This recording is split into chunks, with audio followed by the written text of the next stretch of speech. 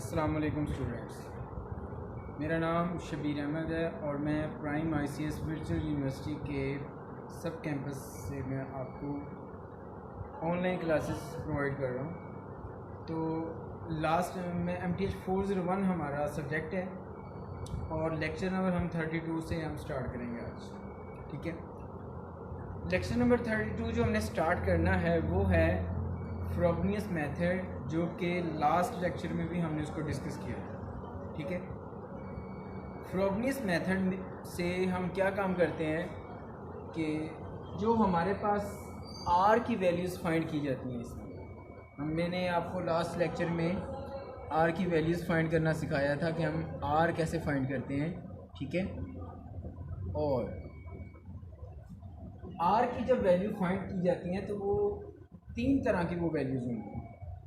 ठीक है, इसमें रूट्स जो हैं वो दो तरह के होंगे आपके पास। क्यों?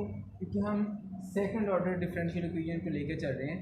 ठीक है, तो सेकंड ऑर्डर में हमें दो रूट्स मिलेंगे। ठीक है, दो रूट्स जो होंगे वो ऐसे भी हो सकते हैं कि आप उनका डिफरेंस लो और एक नॉन इंटीजर नंबर है, नॉन इंटीजर से मुराद है फ्रैक्शन आ जाए, या उसको आप रियल नंबर, जो कि एक बेस्ट वर्ड है उसके लिए आप रियल नंबर्स का वर्ड यूज़ कर सकते हैं कि एक अगर उसका डिफरेंस लिया जाए तो वो फ्रैक्शन आ जाए। ठीक है, फ्रैक्शन रियल नंबर्स के अंदर ही होते हैं। और आपको ये भी बता दूं कि इंटीजर्स भी रियल नंबर्स के अंदर ही। ठीक है, लेकिन उसमें से जिनको हम डिवाइड कर लेते हैं और फ्रैक्शन में कन्वर्ट कर देते हैं, ठीक है, वो आपके पास फ्रैक्शंस में कन्वर्ट हो जाएंगे, और जिनको हम कंप्लीट होल नंबर्स जिन्हें कहते हैं, ठीक है, वो पॉजिटिव और नेगेटिव नंबर्स मिलकर इंटीजर बना दें। ठीक है, तो हम ये बात कर रहे हैं कि अगर उनका डिफरेंस एक नॉन इंटीजर नंबर आ जाए, ठीक है, एक केस तो वो बन जाएगा जो कि लास्ट टाइम भी मैंने लास्ट लेक्चर में भी आपको बताया, और एक केस वो बनेगा कि अगर उनका डिफरेंस आप लें तो वो एक पॉजिटिव इंटीजर बने, लाइक दैट +2 +3 +4, इस तरह का वो इंटीजर आपके सामने आए। ठीक है, वो हो जाएगा सेकंड केस।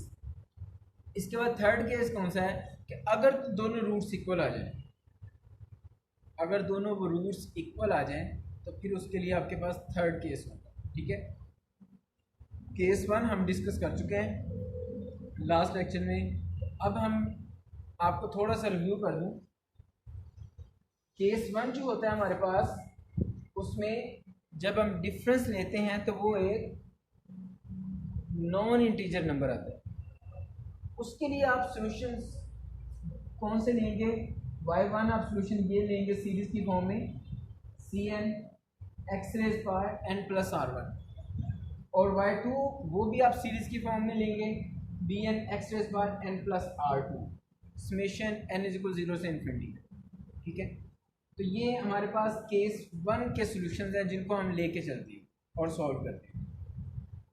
अब जो हमारा टॉपिक है इससे रेलिवेंट केस नंबर 2 है हमारे पास।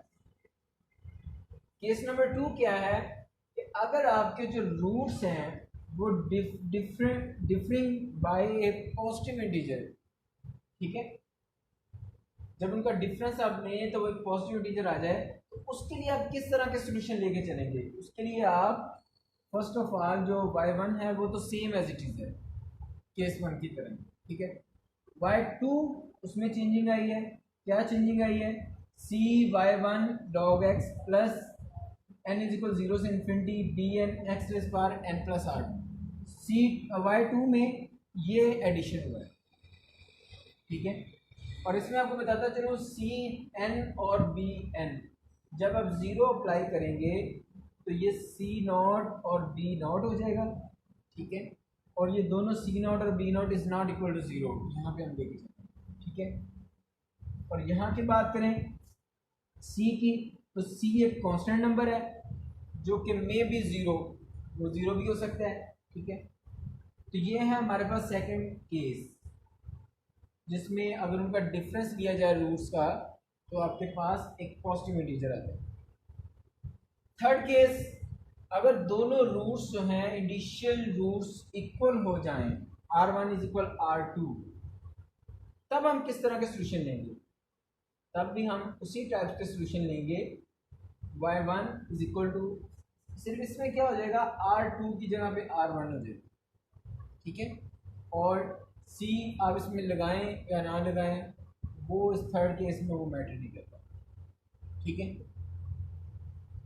एक और बात, अगर आप ये जो सीरीज सॉल्यूशन है सेकंड टाइप का, अगर ये आप फाइंड करने से में आप फेल हो जाती हैं, ठीक है, यानी वो आपसे फाइंड नहीं हो पा रहा, या वो कोई डिफरेंशियल इक्वेशन इस टाइप की जिसका हमारे पास सीरीज सॉल्यूशन नहीं आ रहा, तो फिर हम क्या करते हैं, फिर वही पुराना तरीका जो है हमारे पास, y2 is equal to y1 integration of integrating factor के थ्रू हम इसको सॉल्व करते हैं, ठीक है।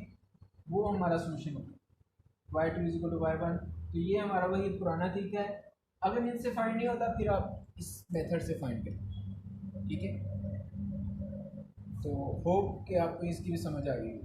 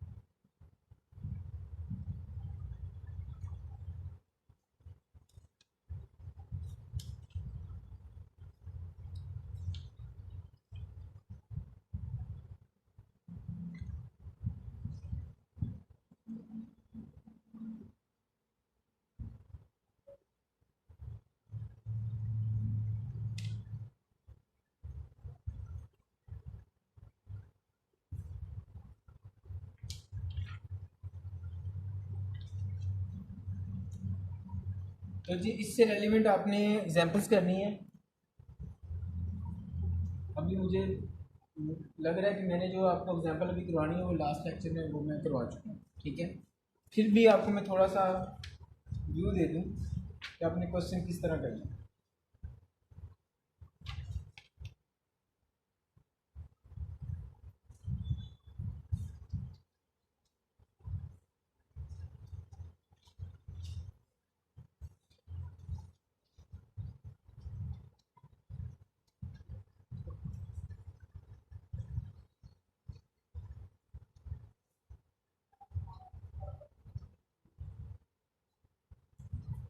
जी, तो हमारे पास एक एग्जांपल है। लास्ट टाइम एग्जांपल 6 तक हमने किया था, तो अभी एग्जांपल नंबर 7 है। क्वेश्चन क्या है कि x y double prime plus x minus 6 y prime minus 3y minus 3y is equal 0। ये हमारे पास इक्वेशन है। तो इसके लिए हमने अजम्पशन क्या लेनी है, y1x, ठीक है। ये हमने अजम्पशन लेनी है y1x। हमने अजम्पशन क्या लेनी है, वही series solution n is equal 0 से इन्फिनिटी cn और x raise power n plus r, ठीक है। ये तब तक है जब हम जस्ट हमारे पास एक ही सॉल्यूशन होता है तो हम आर लेते हैं उनके लिए, ठीक है। जब हमारे पास दो सोल्यूशन होते हैं R1 R2, तो फिर हम यहाँ पे वो रिप्लेसमेंट कर लेते होते हैं n प्लस R1 लेके, ठीक है। अगर आपको ये बताता चलूँ, अगर दो सोल्यूशन होंगी तो फिर हम इसको किस तरह लिखते हो, ठीक है। तो वो मैंने आपको ब्रीफ कर दिया कि हमने उनको किस तरह लिखना है। ये हमारा जनरल सोल्यूशन है जिसको हमने लिखा। अब अगर इसको हम किया हमने, तो फिर आप इसका डेरिवेटिव भी लेंगे। जब डेरिवेटिव लेंगे तो power starting n plus r, इसको अंदर लिखेंगे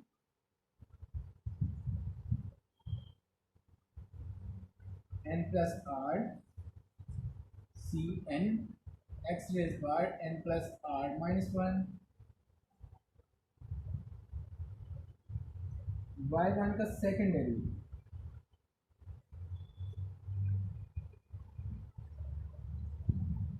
n plus r minus 1 c n x raise बार n प्लस आर माइनस 2।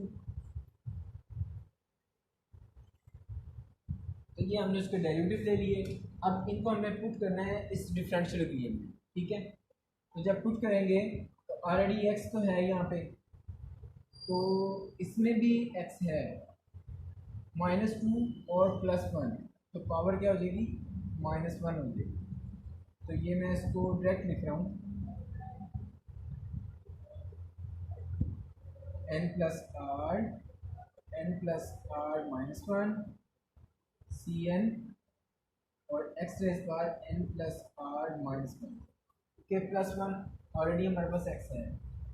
अब सेकंड पे चले जाएं, प्लस x माइनस 6। जब आप x के साथ y फर्स्ट प्राइम को आप मल्टीप्लाई करेंगे x के साथ, तो ये -1 और +1 ये खत्म हो जाएगी, कैंसिल हो जाएगी। तो आपके पास यहाँ पे आ जाएगा n = 0 से इन्फिनिटी n प्लस आर और सी एन एक्स रेज बार n प्लस आर, -6 है और -6 समेशन n = 0 से इन्फिनिटी, उसमें ये कंप्लीट आएगा n प्लस आर, क्योंकि उसमें x नहीं है, सी एन एक्स रेज बार n plus r minus 1। x के साथ भी मल्टीप्लाई कर दिया हमने, -6 के साथ भी कर दिया। -3y है, -3y हम ये लेके चले हैं y1,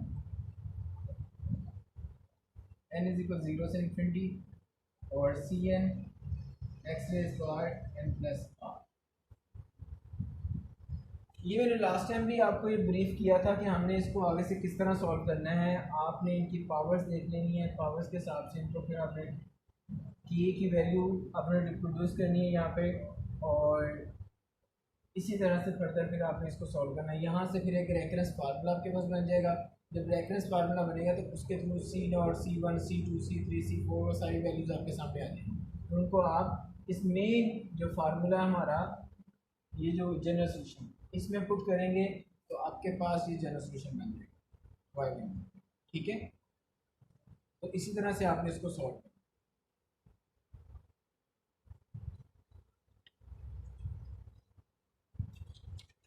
अब जो हमारा एक और इम्पोर्टेंट लेक्चर है 33,